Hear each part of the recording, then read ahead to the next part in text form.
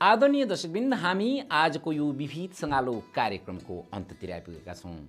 दर्शकवृन्द, Sagarmatha television परिवार तपाईहरूको सहयोग, सल्लाह, सुझाव तथा प्रतिक्रियाको सधैँ अपेक्षा गर्दछ, जसका लागि हाम्रो ठेगाना हो Sagarmatha television, PO Box 1400, Lotan, Virginia 22079। हाम्रो इमेल ठेगाना हो info@nepaltvusa.com। हामीलाई फोन गर्न सक्नुहुनेछ। हाम्रो फोन नम्बर हो 703-926-9530।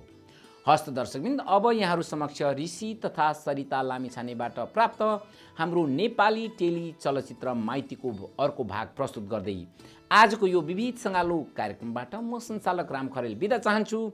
आगामी कार्यक्रमसम्मका लागि बिदा दिनुहोस्। नमस्ते। Now it is time for legal discussion with Mr. Fitzgerald Lewis and Mr. Ali Azhar, attorneys at law from the Law Office of Lewis and Associates, Falls Church, Virginia. Namaste viewers, this is Fitzgerald Lewis and Ali Azhar from the Law Offices of Lewis and Associates in Falls Church, Virginia, and you're watching us on Sagarmatha television program. Ali, what is the discussion topic?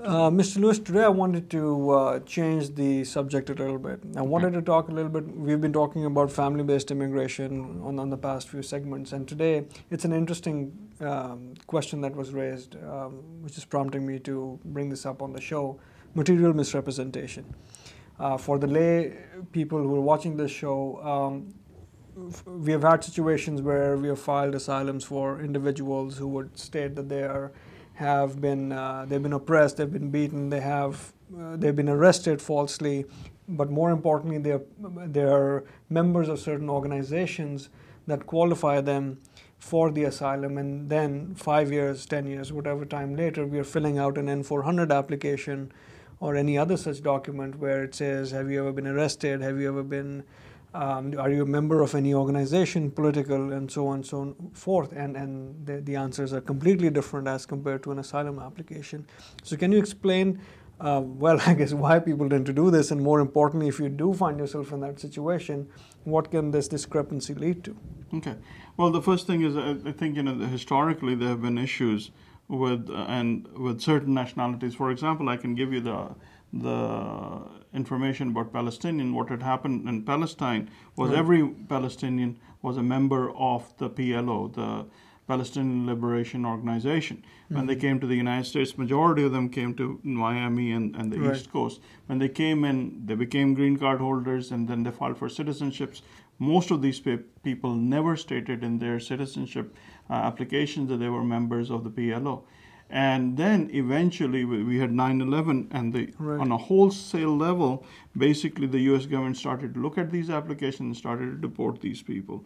So now it's the same situation. If you're coming in, you're looking at your application, you're filing it with the U.S. government, please make sure everything is correct. It is so simple. The other day I was watching 60 Minutes. This lady got her green card through a fake marriage. Then she worked for the FBI, she worked for the CIA, and she did a lot of work. And then they found out that the marriage was fake when she was 16 years of age. And all these years, 20 years, she worked for the United States government and putting her life on the line, and they went after her and they took away her citizenship. They deported her. She's living somewhere in Virginia. So these are real things that are happening. Here are people who are willing to sacrifice their lives for the U.S. government, but because of a lie, these things are catching up to them. So if you're dealing with this, an application, whether it is N-400, which is your citizenship, or your application for your green card, please make sure that everything is being filled in correctly and truthfully. For example, I've had situations where we're dealing with a fact that the person says in their green card application that they have no mental problems, they have no headaches, there's nothing. And then when they apply for citizenship, they don't know English, and they want to say that for the past 20 years, they've been suffering from a mental disease. They can't remember stuff, and therefore they can't pass the English exam. Now, if you look at those two applications, one has to be incorrect. And that's one of the issues. The other issue you're dealing with is, again, with organizations. A number of the asylees clearly state that they're a member of certain political parties that has caused them harm in that membership. Then a year later, they're filing their green card applications, and they're not saying which organizations they were party to. Then they go on, and 5 years later they're applying for citizenship. They don't say anything about it. Now, first of all, it is untrue, because either the asylum application is untrue or your N-400 is untrue. But the other problem is that if caught, they can take away your green card, they can deport you, and it's not worth the hassle. Just state everything that is true on your application. You won't have to deal with these headaches. This is Fitzgerald Lewis And Ali Azhar saying goodbye and God bless for now. Thank you.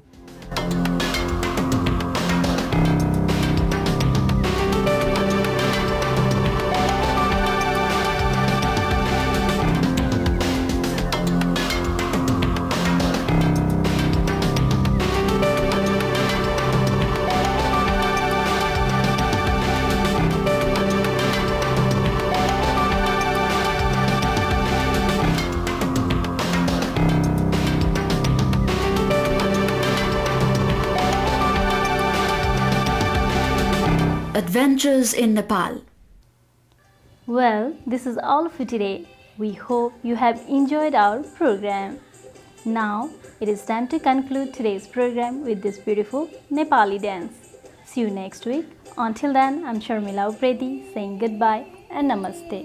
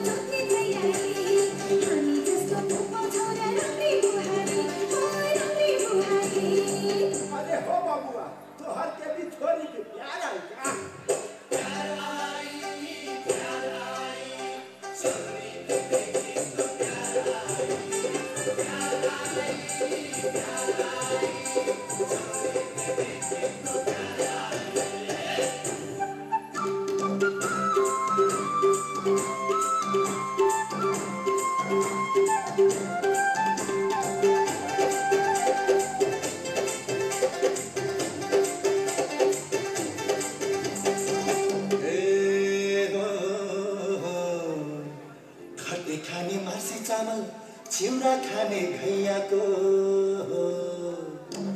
यही ठाउँले मोहनी लायो के विचार मैयाको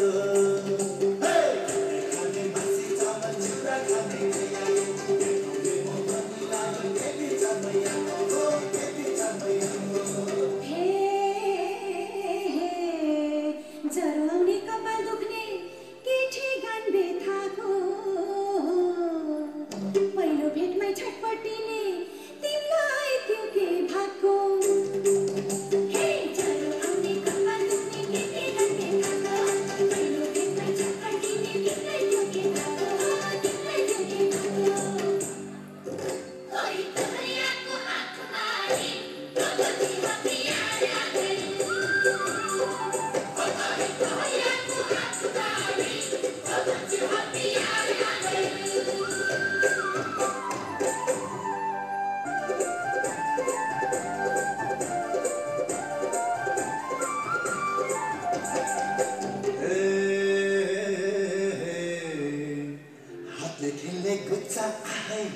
ढ्याकले ठेले खोपी माया गर्ने मायालाई बाटोमा नै छोपी